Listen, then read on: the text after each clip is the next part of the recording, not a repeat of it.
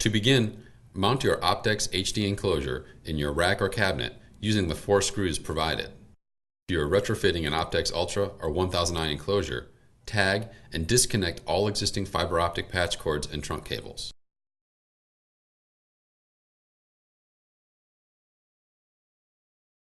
Then, remove the existing Optex standard tray and replace it with the Optex HD retrofit tray. To install an Optex Evolve MTP cassette, adapter plate, or blank plate, slide in the cassette or plate at the front of the enclosure using the receiving guides on the tray.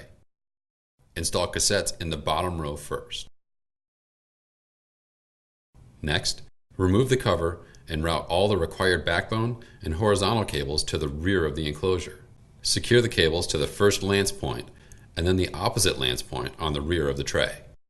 Lebanon recommends 36-inch breakouts for all trunk assemblies, since 20 inches of breakout is required from the first tie-down point on the tray to provide enough slack for the tray to slide forward. We also recommend 14 inches of slack from the last tie-down point to the MTP connector for proper bend radius compliance.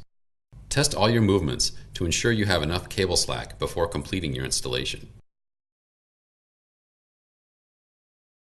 The following diagrams show cable routing options and tie-down methods when using Optex Evolve MTP cassettes.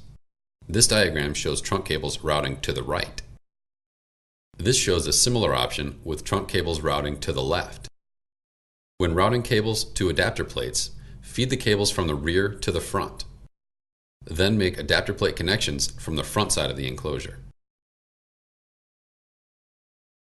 This diagram shows routing to Optex Evolve adapter plates with breakouts. Here, we show a similar option using fan-out kits. Finally, add labeling to your enclosure.